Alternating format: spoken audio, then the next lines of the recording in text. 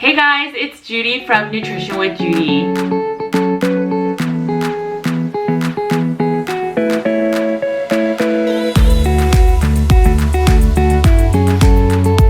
Alright, thanks for joining me today. I hope you guys have been having a good week.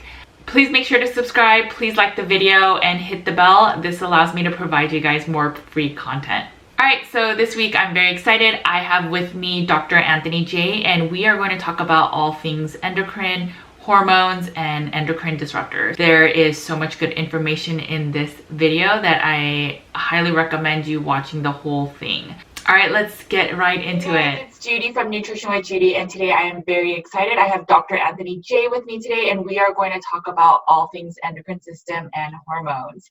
So, Dr. Anthony, thank you for being with us today. If you could just tell us a little bit about yourself and what got you interested in in estrogenic disruptors and all that good stuff. Yeah, for sure. I did my PhD, and thanks for having me, by the way. I did my PhD on hormones and fats and cholesterol, and so I kind of was in that area doing research at Boston University Medical School, and I started to realize, of course, you hear about things like BPA and BPA-free plastic, and most people don't realize those are bad because they act like estrogen in your body. At least BPA does. And I started to realize BPA is not the only one. There's a whole list of these things. And so I started to put them together, mostly for my own use and just to know what chemicals we're being exposed to. And it ended up turning into an entire book because, we're literally exposed to a number of these chemicals every single day. And so that's kind of how it morphed from just interest into the book, because I was shocked, frankly, to discover all the different sources of estrogen. So they're all like these artificial estrogens. They're all acting like estrogen in our body. So if it was just one chemical, it probably wouldn't be that big of a deal. But because there's just so many from so many different directions, it's additive. Can you talk a little bit about, can we take kind of like a step back and just talk briefly about the endocrine system, a little bit about the hormones, and then how sort of how estrogen and these then estrogen disruptors kind of affect the whole system? So in our body, we have, receptors that pick up hormones, right? So hormones are traveling through your blood. I like to say they travel on the limo service for sex. The limo, because hormones float on water. Right. If you put, cholesterol in water, like butter in water, obviously it floats. Hormones, sex hormones in particular, they're derived from cholesterol. So they actually float on water as well. Estrogen, testosterone, they float. So you can't get them into your blood, or they would float because your blood is like water. So we actually have what's called SHBG, sex hormone binding globulin. And again, I call it the limo because that's a lot easier for people to think about, where these hormones go into the limo service and then they travel around your bloodstream, and they can kind of get in and out of that SHBG outside of the limo. They interact with your cells, they bind a receptor, and then the cells, can change their functions. And what's unique about these sex hormones is they pretty much act all throughout your body. Whereas most hormones are pretty specific, like leptin, for example. It's a hormone secreted by fat. It goes throughout your blood, but then when it gets into your brain, there's actually receptors in your brain that pick it up. And then it tells your brain that you're full, stop eating, right? But when it goes through your liver, nothing happens. There's no receptors there. When it goes through your muscles, nothing happens. There's no receptors there. Whereas estrogen and testosterone, things like that, like these sex hormones, when they get to your brain, they stick, there's receptors. When they get to your muscles, they stick, there's receptors. When they get to your liver, they stick, there's receptors. There's receptors picking up these sex hormones all over your body. So when you're disrupting that process, you can imagine there's a lot of potential problems in a lot of different areas. And that's exactly what you see. It just takes longer to occur with these artificial estrogens because it's not like an immediate headache or immediate bloating or something. You don't feel bad when you have exposures because they're sort of natural, but they're not natural. Our ancestors were never exposed to BPA. They were never exposed to phthalates. They were never exposed to some of these sunscreen chemicals, things like that.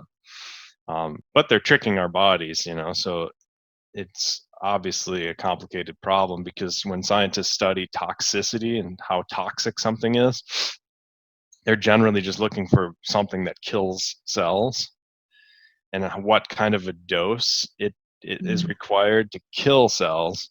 And those doses are really high for things like BPA. It takes a lot of BPA to kill cells because it's kind of natural. It tricks your cells into thinking it's just natural estrogen. It's okay. It's no big deal. So as you can imagine, that's a problem, because scientists then will tell you that it's perfectly safe at super high doses, but in reality, you're throwing off all these sex hormones. So that's a lot of health issues. You can imagine infertility is one of them. Men and women, you get even depression, just like postpartum depression. You throw off that brain estrogen balance. You see a lot of obesity, of course. These things trigger fat gains, they trigger weight gains, just like pregnancy triggers weight gains. Like high estrogen naturally triggers weight gains, and that's an adaptation, because the fetus requires nutrients, and if you don't have access to food all the time, like our ancestors didn't, then you need fat storage. You need extra fat, because that's an efficient storage form of energy. So there's a lot of problems, right? And they're all kind of going back to these same chemicals. Like leptin, as you said, is only specific kind of to tell our brains about satiety and for hunger. So why are these sex hormones kind of, receptors everywhere in the body? Yeah, well, it's a good question. I mean, the sex hormones, they just have so many effects. But what's interesting, the reason there's so many of these xenoestrogens, these artificial estrogens, I think it's because scientists say the estrogen receptor is promiscuous. So it's just kind of a funny word for scientists to use, but that's what they call it. So even like leptin is very specific to the leptin receptor in your brain, right? So there's not going to be a bunch of quote unquote artificial leptin chemicals, because they would have to be exactly like leptin to get to that receptor and bind that receptor. Testosterone, similar. There's only one testosterone in one testosterone receptor in your body. It's called the androgen receptor. So when you have testosterone going throughout your blood, it only can bind the androgen receptor, and it is what it is. But estrogen, there's actually 3 different natural estrogens. One's called estrone, one's called estriol, one's called estradiol. So there's 3. And not only are there 3 different estrogens, there's 2 estrogen receptors. One's called estrogen receptor alpha, and the other one's called estrogen receptor beta. So you can imagine there's a lot of variation between how tightly these things bind. So again, the binding is pretty promiscuous. They bind all kinds of different things, just by the nature of having 3 estrogens and 2 estrogen receptors. So that's why there's so many of these chemicals that can interact with our estrogen receptor, because it's promiscuous, it binds all kinds of different things. From what you just said, these scientists, when they do the research, they do these high doses, and it shows, it takes a lot for even cells to even die, and so that's why it's sort of defined as being safe. And so from that, I feel like it's kind of answering my next question, but do you feel that there are certain foods, because supposedly flax seeds and like chia seeds and soy, they're estrogenic, but then so are cosmetics and the BPA in plastics and cash receipts. So do you believe that there are kind of like these are more severe than those, or is it just kind of like the aggregate of everything? It's hard to say, because when you do these estrogen receptor studies, because there's 2 receptors, it's difficult to quantify exactly which ones are worse and which ones are better, because some of the chemicals only bind one of the receptors, some of them bind both, some of them bind more tightly, less tightly, and to be honest, a lot of those studies haven't been done to specifically figure out, Sure. how problematic these things are. And then the doses definitely matter, right? So there's a lot of complication, but in my opinion, in the top 10 list that I have, food items like plant foods are definitely one of the top 10 items where you get estrogen exposures, because plants make hormones just like humans make hormones. Plants make hormones, they need to grow and all this, and some of those plant hormones actually act like estrogen in your body, and so again, they make the top 10 list. but I don't think they're as problematic. Again, hard to say for sure, Right. but I don't think they're as problematic as the artificial plastic chemicals and things like that, because at least our ancestors were exposed to plant chemical hormones that, again, they act like estrogen in your body. And the good news is, if you've got an awesome gut bacteria, they break a lot of those down.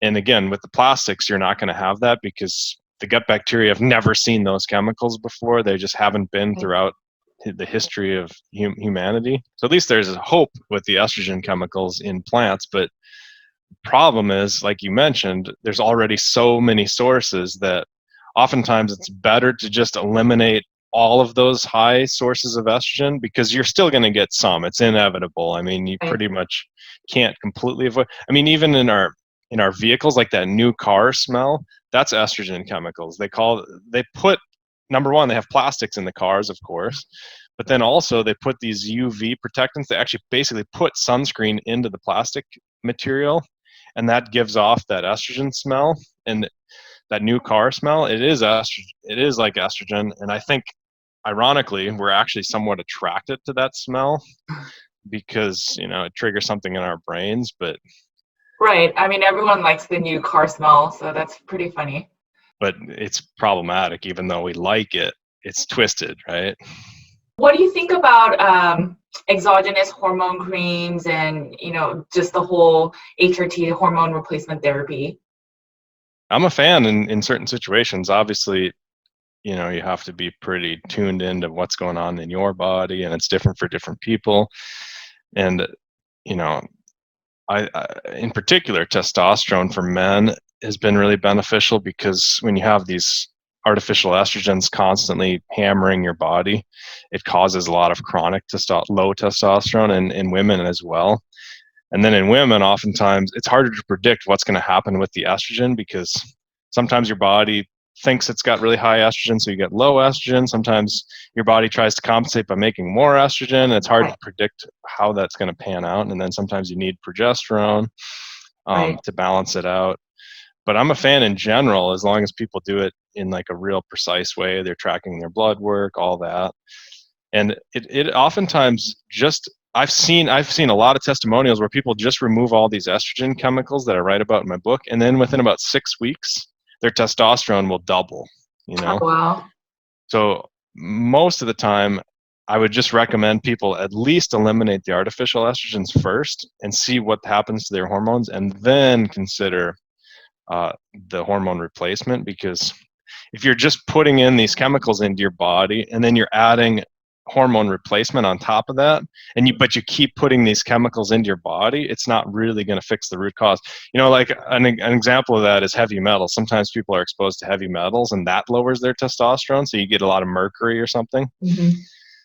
And then if they just start doing testosterone injections to increase their testosterone, because heavy metals lower the testosterone, and then they do testosterone injections to bring it back up, but they keep ingesting the mercury, well, then they get brain problems from the mercury eventually. So you're not really fixing the problem. It's a lot better to find the root cause, Right. And I've actually seen that a little bit with, these estrogen creams where people will actually be affecting their endocrine system a lot because they're, really stressed, or they have blood sugar dysregulation. So their body has to pump out all this cortisol. And, since cortisol oftentimes will take priority over, say, making estrogen, then a lot of the nutrients that would have been used to make estrogen may be used instead to shovel to make cortisol to survive, with the whole stressors. And so, like you said, I think there are times where it may make sense to use it, but then I've also seen where, they may heal the symptom of low estrogen for the moment, but it's actually the root cause may be that they have too much stress in their life, or they have way too many endocrine disruptors where it's, causing their estrogens to be low or out of whack. So. Oh yeah, I agree. I see that all the time.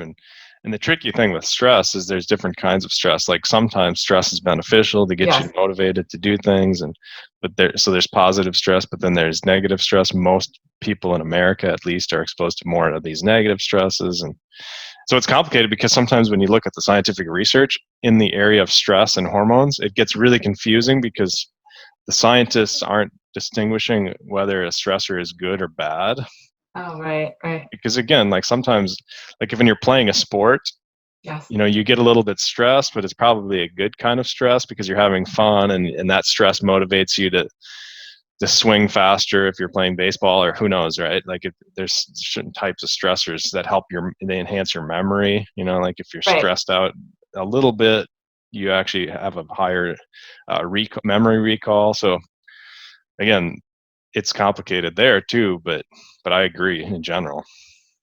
Yeah, I think it's some of it's that kind of like hormetic stress, where as long as Hmm. the good kind of outweighs the bad of the stressor, then it's like a good Yeah. thing, a net positive. But yeah, I agree with you. I'm totally on the same page. And I never thought about how scientists don't really measure or define stress as whether it's a good thing or a bad thing in their studies. So that's pretty interesting too. One thing I Yeah. wanted to Yeah. One thing I wanted to ask you is you just mentioned the top 10 list. You don't have to mention all of the foods, and I'll link to your sources and book and all that in the notes. But what are some of the foods that are estrogenic and like some of the higher ones? Yeah. In terms of the plant foods, they did a really thorough study, thankfully, in Canada, and they looked which plants have estrogens and then how many estrogens are in these plants. So over 100 foods, under over 100 plants they looked at, and literally all of them were under 1,000 units of phytoestrogen, under 1,000 units, except soy and flax. Soy and flax were the only ones that were over 100 or over 1,000, and they were both over 100,000. So it was like night and day difference between Wow. like chickpeas were like 9, you know what I mean? 9 units of estrogen. But again, soy and flax over 100,000. So clearly, if you're thinking about foods that might increase your estrogen, those two should be at the absolute top of the list. Um, what's interesting about those two is that the gut bacteria can break down those estrogens into beneficial compounds. So sometimes you see like a lot of confusion in the scientific research because some people have a lot of problems with them, and some people actually get benefits from them because the gut bacteria break them down into these beneficial compounds. So um, it's confusing for scientists. And then the other problem is there's a lot of money, especially with soy. With flax, not so much, but with soy, there's a ton of influence from the money behind the scenes going on in the research. And I write a whole chapter in my book about that because it's a legitimate problem that skews a lot of the research, and they're trying to push soy onto people and tell them that it's beneficial. So there's that aspect of it. And then with flax, there's actually CBD in flax. So CBD is anti-inflammatory, so there's beneficial aspects to flax. And then there's omega-3s in flax. So there's some people really need that stuff. So then you see more benefits than problems. But in my opinion, if you want CBD, just go straight to hemp, and then you don't Yeah, have any of the right. estrogens. And if you want omega-3s, I suggest go to algae or fish oil. Um, so there's workarounds because I think our culture is so saturated in these estrogens that you don't have to kind of play with fire. And I do think it is Sure. playing with fire a little bit. But and then just on the topic of food, there's two other ones that come up as substantial. Again, they're not something you eat, but smoking cannabis, uh, it acts like estrogen. They've done a lot of research on cannabis. The THC component, like pure THC, does not act like estrogen. Uh, for some reason, edibles don't act like estrogen. CBD doesn't act like estrogen. But then when you light it up and you smoke it, the actual smoke acts like estrogen. So there's a component there. Now, how much people are smoking, of course, would be the big variable because a lot of times people just do one hit and it's not really a lot of smoke that they're ingesting. But certainly you see in teenagers, for example, you see infertility and things like that and when they're heavy cannabis smokers. So it's something to consider. You see a lot of depression too and things like that. Um, and the other big one in terms of just breathing things in is the lavender essential oil. And I know a lot of your listeners are asking about that one, right? Yes. Can you talk a little bit about lavender essential oils? Oh yeah, for sure. I mean, especially within the health circles, a lot of people use it because, they've done a good job of eliminating the BPAs and the phthalates and all this, and then they come to lavender, and it's in all these beauty care products, all these health products, um, and so people have a bit of an emotional attachment to it, I find. But I think the studies are pretty clear that it acts like estrogen. Lavender essential oil acts like estrogen, and that started with a New England Journal of Medicine paper. So the number one journal of medicine in the world published a research paper about gynecomastia, basically breast tissue development in children that were exposed to lavender products. And then when they removed that lavender, those lavender products, the gynecomastia went away. Basically the children's breast development stopped and even reversed. And yeah, that's okay. Like there's other papers that show that as well. That's kind of a normal thing for people to see with all people that, that with doctors that work with children every day. But what was really convincing was in that same New England Journal article, in that study, they bought 100% pure lavender essential oil and actually tested receptor activation. So they looked at the estrogen receptor and they showed that it was activated. And that's really convincing to me as a scientist, because yeah, you can see like maybe there's a health effect, and you could argue that there's a lot of other variables and this and that, but when you actually look at the estrogen receptor and you see that it's being activated and turned on, it's like a light switch being flipped on, it's pretty hard to argue with that. So there was that, and then they've done that similar study in other research papers, and they've done it with different brands of 100% pure lavender essential oil, which is also really convincing, because the main argument that I hear when I go to conferences and things, because a lot of the booths are selling lavender essential oil and they're coming up to me and saying, you're ruining our business and this and that. And it's like, well, it's not me, for one. I'm just telling people what the science is. I can't, I'm going to end up stepping on toes no matter what. So I just have to tell people what I honestly think. But most of the time they say, well, our brand is okay. Those ones are just impure. And the problem with that argument is you could basically eliminate any scientific study ever done if you just say, well, the products that they were testing were garbage, right? Like the branched chain amino acids weren't good enough, or the honey that they were testing wasn't good enough, or literally anything like the soy or the corn or whatever they're testing. You can always use that argument to kind of disregard any study.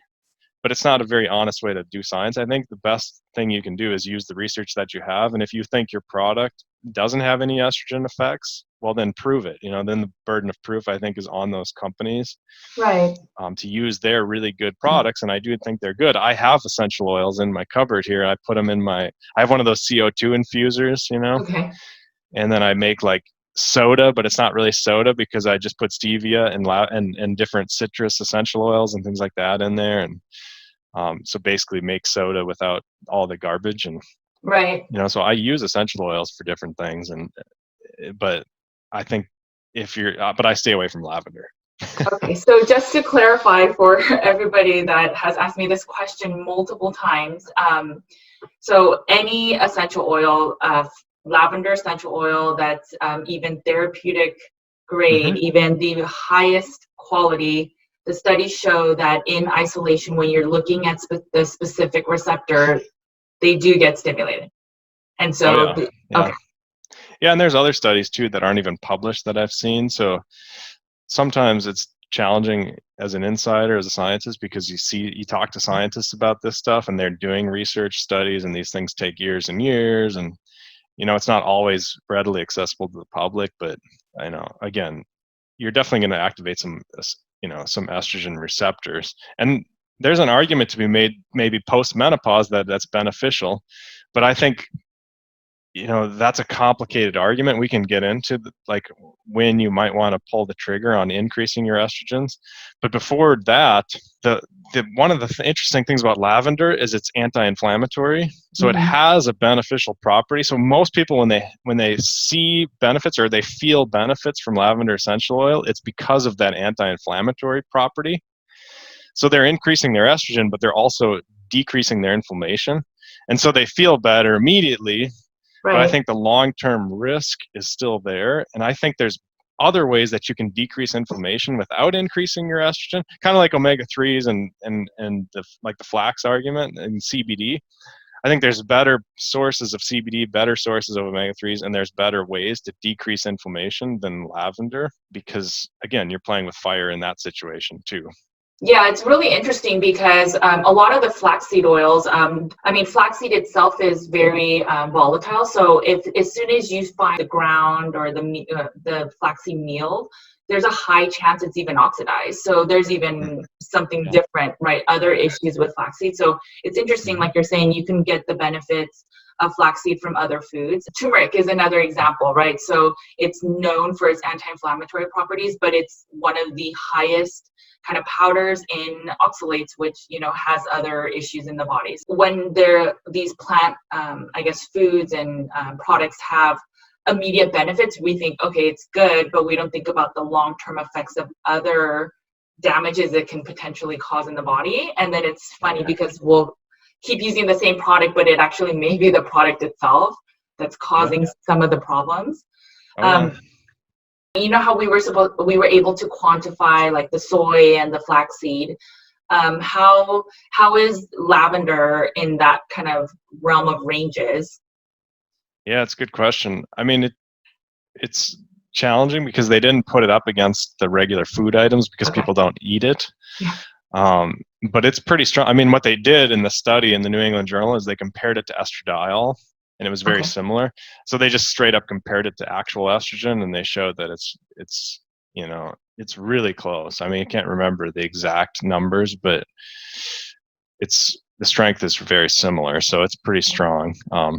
Yeah, and you know, like the real true issue, you know, because there's other things that, like I say, in post-menopause, like licorice root, for example, if you're eating licorice root, it's not very high estrogen, but if you purify just the licorice root oil, it's really high estrogen. But in that case, you have to kind of understand the receptors to understand the potential here, because there's estrogen receptor alpha and estrogen receptor beta, like I mentioned in the beginning. And the alpha receptor is involved in like puberty and sexual development and things like that. And then generally it's turned off after all that's over. So as an adult, you don't want to be activating your estrogen receptor alpha. That's where you increase your risk for breast cancer substantially. For men, you increase your risk for prostate cancer. You have a lot of problematic issues if you're triggering that alpha receptor. Whereas estrogen receptor beta is generally protective against breast cancer, protective against prostate cancer. It's actually beneficial. So a lot of one of the benefits of testosterone is you actually increase your testosterone, obviously, but then you also increase your estrogen a little bit because testosterone gets converted to estrogen, some of it. And that estrogen triggers your estrogen receptor beta, and that's actually beneficial for your arteries and all this. So a lot of the health benefits from testosterone actually come from the estrogen and the beta activation, the estrogen receptor beta. And the real problem with, you know, like the lavender and all this, most of those they're activating the alpha receptor. In other words, the bad one, right? The one that increases all these problems. And some of the plant estrogens are pretty specific to the beta receptor, and licorice root is one of those. They do studies where they compare and they look at both of those receptors, alpha and beta, and then they say, well, which one is activated or both activated? It gets complicated. Like they've done this with soy. And so a lot of people will argue that soy is beneficial because it activates the beta receptor. There's a famous vegan, I won't mention his name, but he does a lot of YouTube videos. And he has a .org website and all this. And he, you know, and he argues that soy is beneficial because it activates the beta receptor. And then he cites this research paper to prove that. And I was like, well, that's really interesting. And I looked at the research paper. And sure enough, like figure 1 shows that soy they took out some cells in a person and they checked soy and it activated the beta receptor more than the alpha receptor. So that's beneficial. But then they took out cells from a different person and tested them again in figure 2 in the paper. And they showed that in that case, soy activated the alpha receptor way more and the beta receptor only a little bit. So that in that case, it's way dangerous, right? It's problematic. And so the conclusion from the authors of that study was, it's super confusing. Different people, it acts differently. We don't know how to interpret this, you know. But then, of course, this particular vegan had just, you know, taken figure 1 and put it up on his YouTube video and basically told you that soy is amazing because it's activating this protective estrogen receptor beta, which is a little bit dishonest, right? If he had actually read the paper, and he probably did. But there's other estrogens, or there's other plant compounds that are better in the sense that they just activate beta no matter what cells you take out or no matter who it is. And so for those people, that's where the postmenopausal stuff is, that's where you want to target, in my opinion. You want to look for those plants that just activate the beta receptor. Again, if you're looking to increase estrogen, because that's the safer way to do it.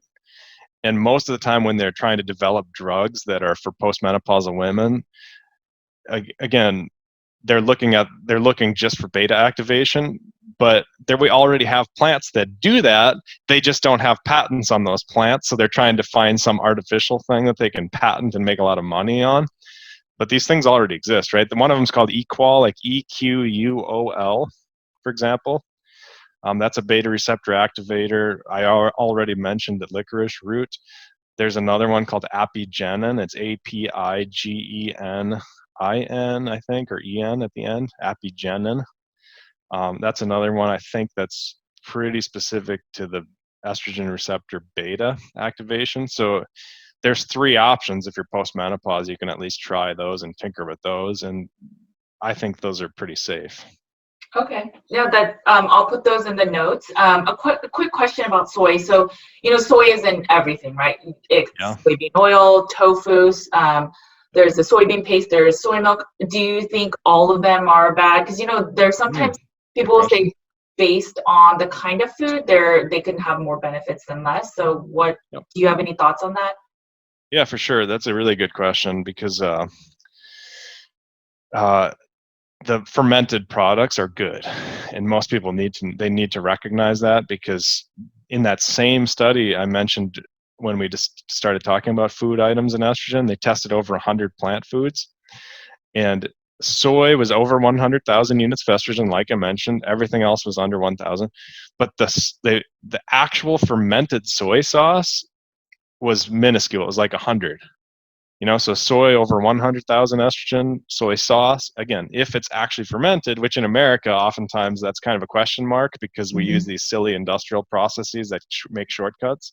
So it's like doing sourdough bread, or doing the industrial sourdough, which is artificial. Right.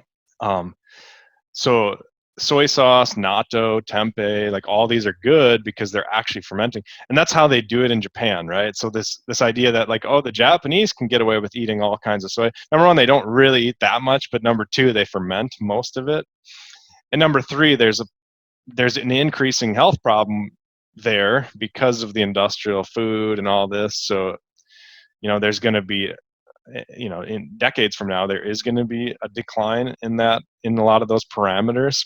But for now, it's really important that people do know that those fermentations are, the fermenting process breaks those estrogens down, because there's microorganisms there that are doing the work for you. Right. And I mean, just anecdotally, I could say, my mom's friends are all Asian, and they're more Korean, but they still eat a lot of the fermented soy. But having the introduction of Western food with a lot of the soybean oils, as well as now they're drinking soy milk. A lot of them are on hormonal creams, and they have the same endocrine issues. It's just, I think a lot of people like to cite, there's this one population that, doesn't eat as much Western food, or in general, Asians have been eating these types of food forever, but that's not the whole truth, right? So they are struggling. They absolutely are. Yeah. So it's Yeah. just, there are other, essential oils. Lemon is one, eucalyptus, peppermint. What are your thoughts on that? And then in general, are there safer essential oils that you think are better than lavender? Oh yeah, for sure. Like I say, in general, I just avoid lavender straight up. Most of them are good, I think, in different ways, and they all have these different, benefits and properties. I'm trying to find on my Instagram, I actually posted specifically about essential oils because, I think I found it here. Okay. Because I don't actually remember that off the top of my head all the details. No problem. But I got it here. So geranium and rose otto, they also can increase your estrogen. Now, again, that's not necessarily a bad thing. I think the lavender, they consider lavender generally like a endocrine disruptor, because it not only acts like estrogen, but it disrupts your natural estrogen, and there's problems there. Whereas geranium and rose otto, those two essential oils, they act like estrogen as well from the research that I've seen, but they don't call them disruptors usually in the studies because they don't throw off your natural balance of hormones. So those are the other two that I think are worth noting. And again, I did a whole post and have the references on my Instagram page. I'll share too. I'll share that too. Well, yeah, thanks. It's hard to find, but right. Oh, I'll take a look and I'll put it down. What do you think about other like all plastics? So I know that now, I think it's becoming kind of mainstream that BPA is bad, right? And so, or it's an endocrine disruptors. Mm-hmm. So now people are a lot of the plastics. If you look at these like kids' water bottles, everything is starting to say BPA free. But then when you look closer, there's like BPS and there's all those BP somethings. And I know I think the studies are much less, but they're showing the same amount of endocrine disruption. Can you talk a little bit about that? Yeah, for sure. I mean, there's a good study that they did looking at analogs of BPA. And analogs meaning, like BPA stands for bisphenol A, but just like when athletes are trying to get around the drug testing with testosterone and steroids, you can make a million different versions of testosterone so that the drug tests don't pick them up, right? And they do the exact same thing with BPA. So instead of making bisphenol A, they make bisphenol S or bisphenol F or bisphenol AF. You can add 2 letters. You can just literally keep manipulating that molecule. And there was a study looking at all those analogs, and they found that they were just as estrogenic, meaning they acted like estrogen just as much as BPA, if not more. Some of them are even more estrogenic. They're even worse. And yet, you're still allowed to say BPA free on the label because now you've removed the BPA, even though you've got the BPS in there now, right? And literally, my book was the first to break that news when I published it because nobody was talking about that. And the other problem is phthalates, which are the other way to make plastics generally. I mean, there are plastics that can be estrogen free, but it's really, really rare to find those, to be honest. But phthalates are the other really common one. So like if you've got plastic number 1, if you look on the recycling symbol and it's got the number 1 on it, that's polyethylene terephthalate. It's full of phthalates. And what's ironic is, in the 1920s and 40s and 1920s, 30s and 40s, they were studying BPA as a birth control. Like they knew it acted like estrogen and they were trying to figure out, well, can we use this as a birth control? But then they decided to use it more for the plastics. And when they did that, when they made that decision, they convinced everybody that BPA does not leach. So it's okay. It's okay. It doesn't even leach in the water, right? We know that's not right. But back then they weren't being dishonest. They just didn't have the technology to measure it because it's pretty low level. But so are your hormones. They didn't even have the technology to measure women's testosterone back then, right? So most of the old studies, you won't find any studies on women with testosterone because the levels were so low they couldn't even measure it. Nowadays it's easy, right? We have all this great technology. And not only can we measure women's testosterone, we can find that there's BPA leaching, and that not only is it leaching, but the levels that it's leaching are high enough to cause a lot of problems. So scientists have kind of backtracked, and some of them have a lot of emotional, or they have a lot of ego. They have ego involved in this because they've been saying for so long that it doesn't even leach, it's okay. Now they're backtracking and they're saying, well, it leaches, but the levels are so low, it's okay, right? But that's mostly just ego because the scientific studies, I think, are real clear that it's problematic. And what's really ironic and frustrating, though, is phthalates, which is spelled PHTHALATES. A lot of scientists now, they're saying, well, it's okay with phthalates are okay because, yeah, they act like estrogen, but they're not leaching, right? That's what you hear. You hear a lot of the time. And so I tried to do third-party testing myself personally, and I went to the best company in America to get and again, I think I posted this on my Instagram, but I generally show this in my presentations and stuff when I go and give talks, and they test BPA. I was going to send them some water samples from like plastic bottles from the grocery store, just those 24 packs, buy a couple of those, send them away, send just the water samples, have them tested for BPA and phthalates. So BPA, I think for BPA, it was like $300 per sample, which is really expensive, but I was like, well, I'll do it because a lot of people will get a lot of benefit from this. And phthalates, it was even more expensive. It was like 600 or something. But what was crazy is our natural estrogen levels are, like, for men, it's about 20 nanograms per liter. Okay.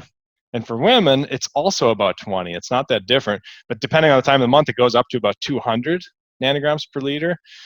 So people oftentimes think it's like women are in the thousands and men are just at 20, but in reality, it's not that different. But still, nanograms is the key number, right? You have to be in the 20 to 200 nanogram range. And BPA, they measured it down to, I think, about 20 nanograms per liter is the measurements that they were accurately able to test from this company. But with phthalates, they only measured down to like 2,000 nanograms per liter. That was, it might have even been 20,000. It was some like absurd number that wasn't even close to the, it wasn't even relevant. Excuse me. So basically, even if you're testing phthalates, a lot, like the best company in the country right now, they're not even really testing low enough that it's relevant. So of course they're going to come up with a lot of negative check marks and say it's okay, it's not coming up on our test, because they're not even checking the levels that our hormones are at. And so certainly if you're getting flagged with phthalates that are leaching, that means they're super high levels. What is the best way to kind of remove these, right? So obviously it sounds like plastic is one, but I mean, plastic is everywhere, right? We talked about cash receipts. I mean, our kids' toys are in plastic. They're like the yoga mats, and it's just everywhere. So what are some of your tips to kind of get a lot of these? Because it seems pretty daunting, right? Like everything we touch has plastic, and there's smells everywhere, and so. Yeah, I think it depends a little bit. And in my book, what I do is I make 3 different plans. I make like a gold level plan for like real extreme estrogen elimination. I make a silver and a bronze plan, because some people are genetically exposed to breast cancer, right? Right. And so you really want to be extreme.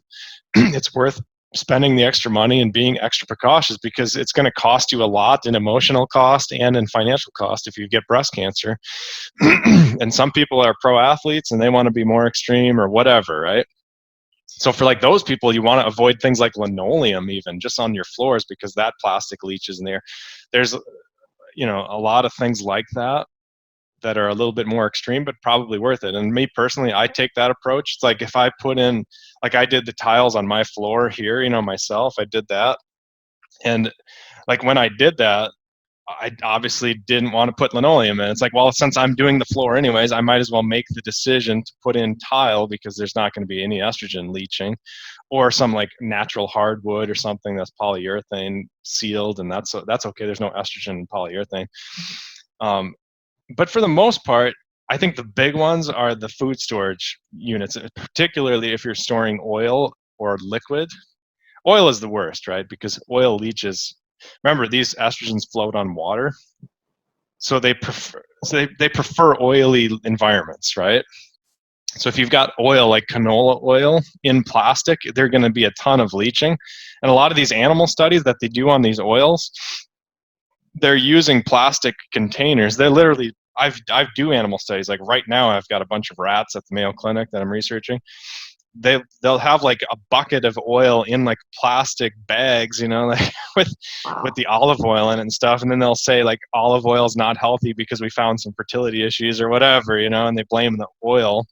In reality, a lot of it is the estrogen chemicals that are leaching. So oil is the worst thing to have plastic. Liquids are another problem, because liquid is a lot more of an issue. Like if you've got a dry piece of bread in a plastic Tupperware container, there's not going to be leaching. Right? Like it's dry. But if you had like if you had a soup in the plastic container, you're going to have leaching even at room temperature. And then of course, if you heat it up in that plastic container, you're going to have a lot more leaching, because heat increases molecular motion. So you get a lot more leaching with heat. So usually oil, heat, and then just how long something sits. Those are the 3 variables for plastic transferring estrogens. That's usually the big one. Like if you get rid of those food things and the liquid things that are in plastic, that's basically your 80-20 principle. You're getting rid of 80% of it, the low-hanging fruit, the easy stuff. It's not that challenging. And then, of course, if you have kids, I would kick it up a little bit more. I would take it up a notch and like get rid of those plastic mattresses. They've even shown that like basically children sleeping on those plastic mattresses, like particularly vinyl, is really bad. They're breathing in all kinds of estrogens because they have emissions of estrogens. And plastic toys I would get rid of. Like I go to so many of our friends' places and there's just piles of plastic everywhere, and the kids are chewing on all these plastic things, and it's not good. And they've done studies to prove it. They have a California daycare study that I have in my book, and it shows that 93%, I think, I might be off by like 1 or 2% or something, but 93% of the children in those daycares are exposed to levels of estrogen chemicals from the plastics above the government's own cancer limits.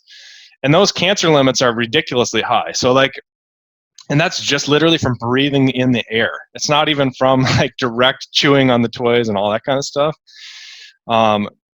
So if you're hitting the cancer limits, like I mentioned in my book, that's way above where you should be. I mean, just disrupting your hormone levels, it doesn't take that much. And again, it's kind of a slow process. It might take a decade. It might take 20 years, something like that. But when you get to those cancer levels, and by the way, breast cancer is up 250% since 1980. You know what I mean? It's not like we don't have any indication that this is happening. You mentioned soup and how it'll leach into the plastic. So the other option are soups in cans, other than the glass jars, right? But the cans also have the BPA lining. So you recommend, like, what do you think about soup? So is the only safe one the ones that are sold in glass jars? Yeah, or just make it yourself. Yeah, I think for sure. I mean, we do bone broth, and then we make soups from the bone broth and things at our house here. But yeah, I think for sure you want to avoid those canned foods, even soda, to be honest. Even like the carbonated waters, I'm skeptical of, because if those aluminum cans, it's not actually aluminum, because on the inside they coat it with plastic. Because otherwise you'd have aluminum toxicity. You'd be drinking like aluminum, and then it would spike your aluminum levels too high, and that's a problem because that builds up in your body. So instead they coat it with plastic, and then you get the plastic leaching. So if you're drinking aluminum can products all the time, you are going to increase your estrogen, no question. So that's another reason why I have my own CO2 infuser, right? Okay. Because I do like to have sparkling water. I'm kind of addicted to it. So it's expensive, but I think it's worth it in the end. Right. But yeah, there's a lot of sources. When we say the plastic for kids, the toys, it's not absolutely certain that this product is made from plastic.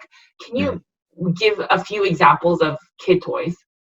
Yeah, well, the big ones are the ones that they intentionally have to chew on, like the pacifiers or the chew toys and things. And for those, you absolutely have to make sure that they're silicone, 100% silicone. Like, if you're not sure, don't buy it. Make sure it says 100% silicone, because that's perfectly fine. There's no estrogens there. There's no bad chemicals there. So similar with like straws and things like that. Like, I actually have stainless steel straws. Like, you can actually find metal straws, which is kind of funny because my kids do like to use them for some reason.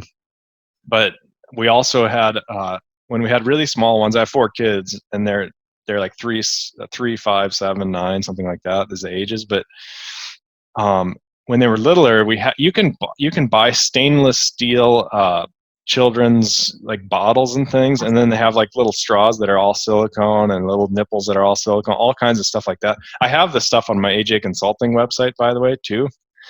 Not that I don't actually have company endorsements and things, but I just tell people, hey, here's what I use, right? There's a lot of other products that are also super good, but at least to give people ideas on some of these, because some of them are kind of obscure and hard to find. Like my reverse osmosis system from water, most of like the local like Culligan and whatever these companies are that put in reverse osmosis, they've never even heard of the system that I have. And I think the system I have is by far the best, because drinking water, like filtering your drinking water, I think is a big priority for everybody. Right. Absolutely. And a lot of the reverse osmosis systems they have a plastic storage tank under the sink, so the water just sits in plastic. And mine is stainless steel.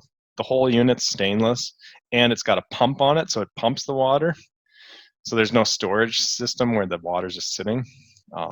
That's awesome. I'll link to your website and the contents, and also in the notes of this. Yeah, thanks. Yeah. Let's shift a little bit and talk a little bit about oral contraceptives. I know you have this whole pamphlet on it. If you could talk a little bit about just how it can deplete certain nutrients and stuff.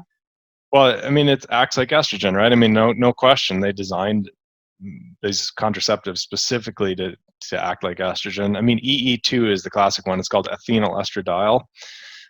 Technically, it's 17 alpha ethinyl estradiol. That's the artificial estrogen that they put in these contraceptions pills. And it's just another estrogen source, right? So you kind of see the health problems if you do large studies and you're looking for them.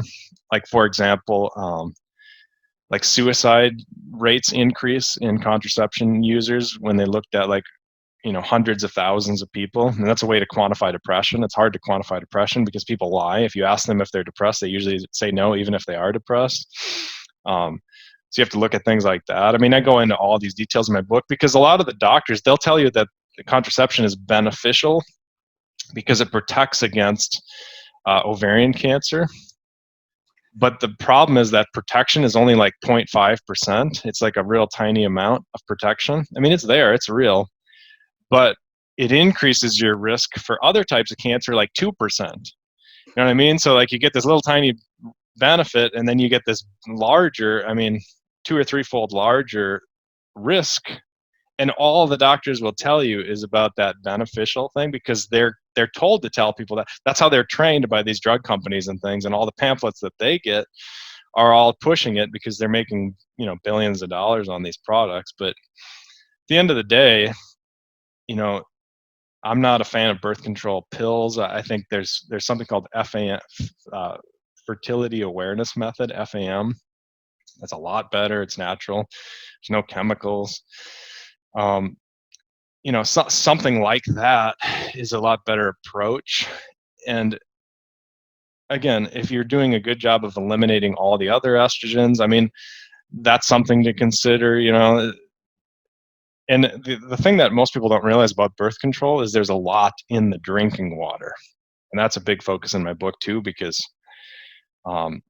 men are getting it, men are full of birth control. You measure their blood and it's in there. So it's something that if you're not aware of, obviously you want to kind of wake up to that and start filtering your drinking water. And you have to use activated charcoal. If you're filtering, some of the water filter systems don't have activated charcoal, or sometimes they just call it carbon, and they don't remove the birth control.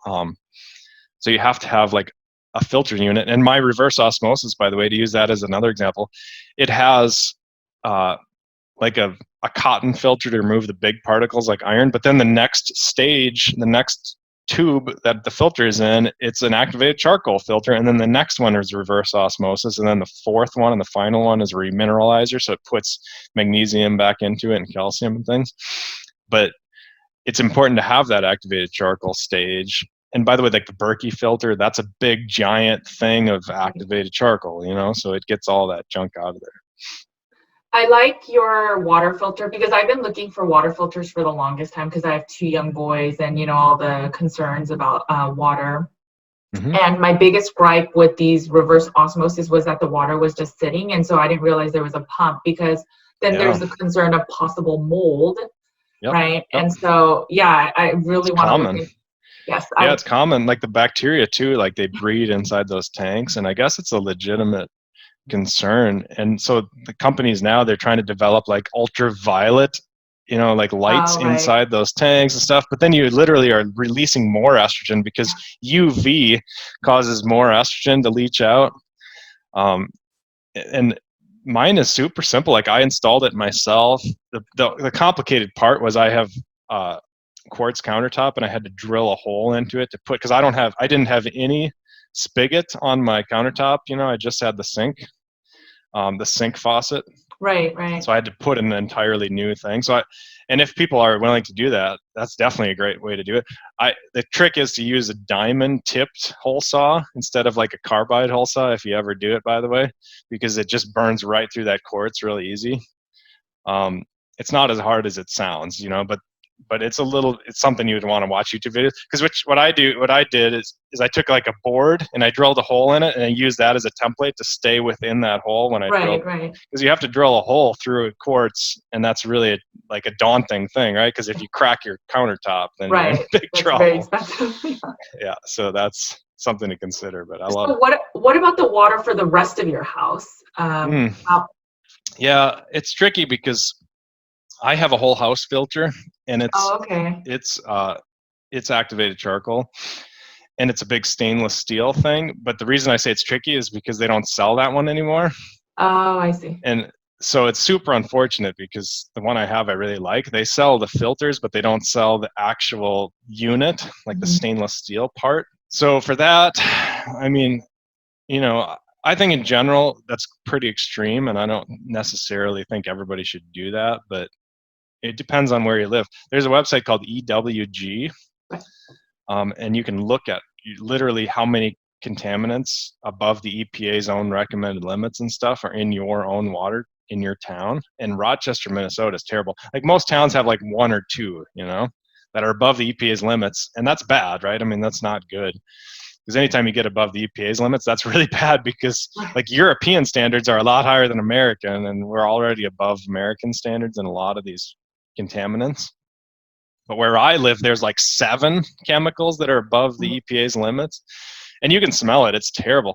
Like I know scientists that move into town here. I've been here for 3 years, I guess, and they suddenly get psoriasis or some skin rash, and they just can't explain it. And I say, look, you got to filter your water. It's just, and it immediately goes away if they actually go through and do that, because the chemicals smell so bad here, and they're just, it's a problem.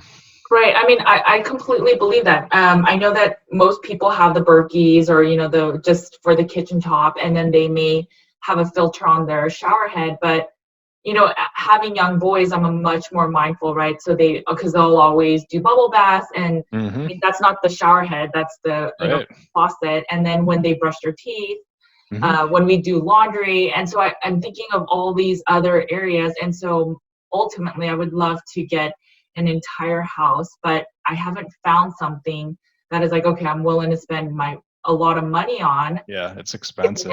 Especially when we have kids, right? It's even when they go play outside, and assuming we don't use any of those herbicides and pesticides, but they'll use water, right? And so yeah, it's a problem. And it goes back to doing it yourself too, because like I did all the plumbing myself there. So that's a big money saver, because these plumbers are just unbelievably overpriced. Oh, yeah.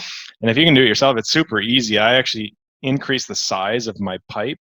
So then I was able to get a bigger water filter for my whole house. So I really didn't lose any water pressure. And then after about 8 months, my water pressure starts to go down, and then I know I can replace the filter. So it's actually really easy, because I don't have to write down, I need to replace the filter on this day, because the water pressure does start to decline when the filter fills up, and it's nasty. I mean, like the cotton filter that I have to get the iron out and stuff, it'll just be dark brown, and it's white, like it's sold white when I put it in. So just getting out those big particles is clearly, like there's a lot there. As we're kind of winding down, obviously we talked about so many things. I'm sure it can be very overwhelming. So if you were to pick your top 3, I know plant foods is obviously one, like the soy, the flaxseed, as well as the lavender. But if people were to just start this journey, what would be your big tips? Would it be the water? Would it be Yeah, for sure. Water makes the top 3 list for sure.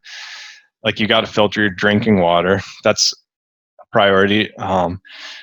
Another big one is the personal care products. You have to kind of overhaul your personal care products. If you're just going to Walmart and getting the cheapest shampoos and conditioners and soaps, you're putting a ton of estrogen on your skin. It's going through your skin. It prefers to stay on your skin than to go into the water. So, even if it's a soap and you think you're washing it off, I mean, it stays. There's no question. In fact, when we go to our in-laws, and we do the laundry there. So me personally, I use 7th generation laundry detergent, and it's scent free and it's really good. No estrogen chemicals, no methyl or isothiazolinine. There's a chemical called isothiazolinine that's pretty nasty in a lot of the detergents, laundry detergents in particular. But when we go to the in-laws, they have just the standard high, like brands that everybody else has.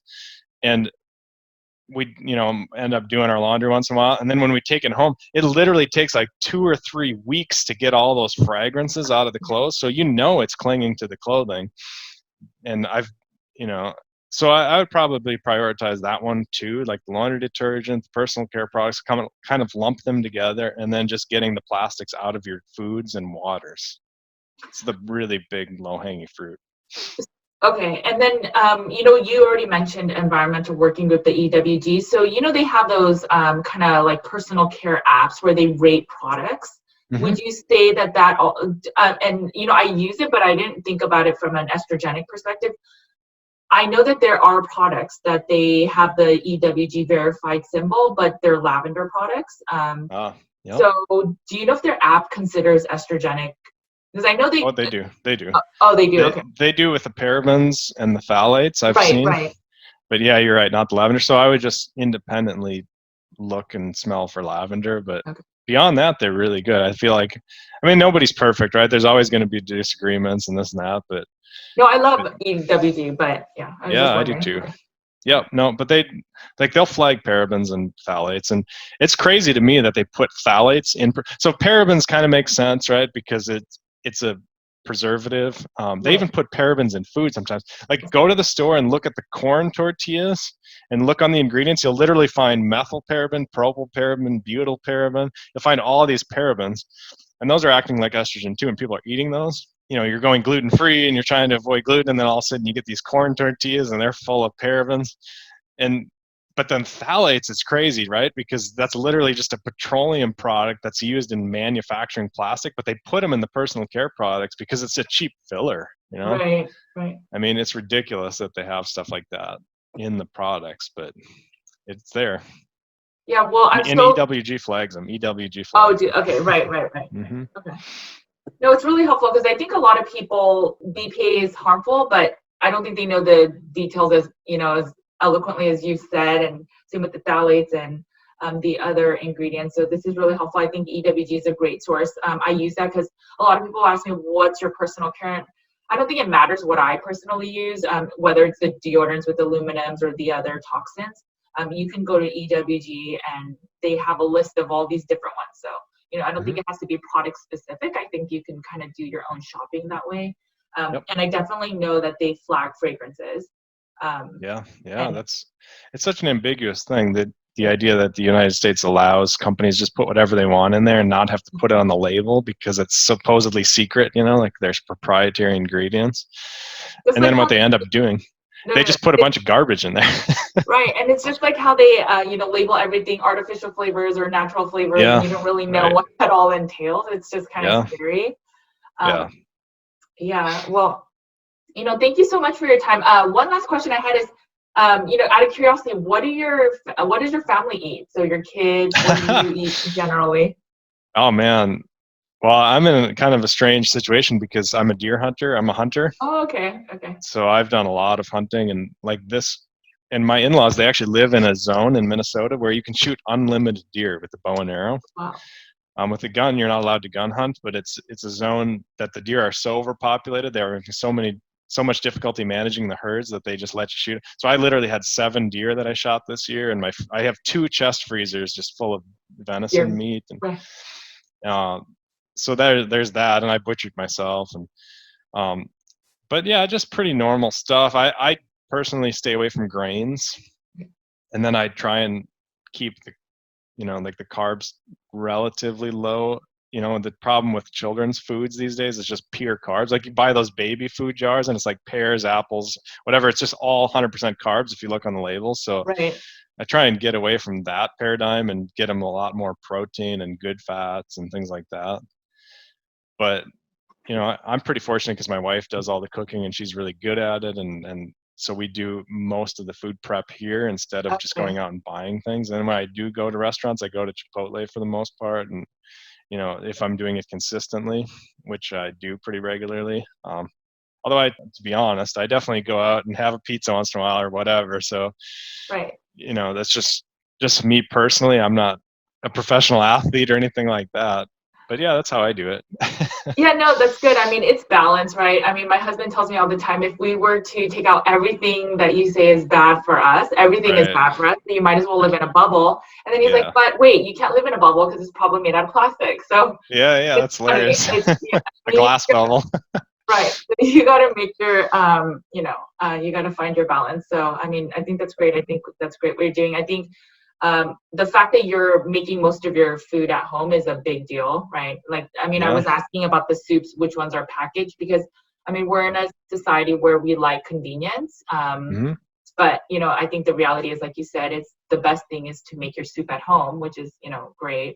And so, but I was Yeah, just especially if you have like I have a giant crock pot, right. and you could make a lot of soup and put it into glass containers and freeze it. You can do a lot to kind of, like on the weekends and things, to kind of assist your healthier lifestyle. And I mean, like the ultimate, eventually I'm going to have a giant garden. Like right now I live in town because I'm close to the Mayo Clinic, but Right. I'm working towards getting out in the country, which is what I like. And then I'll have a giant garden. I'll probably grow my own cows. I used to raise cows, which is hilarious to most people because, I'm not a farmer, but I had like 4 or 5 cows, and But you seem like the jack of all trades. I thought I mean, just learning from your site, like you've studied so many things. I mean, we didn't even touch like HIV, and yeah.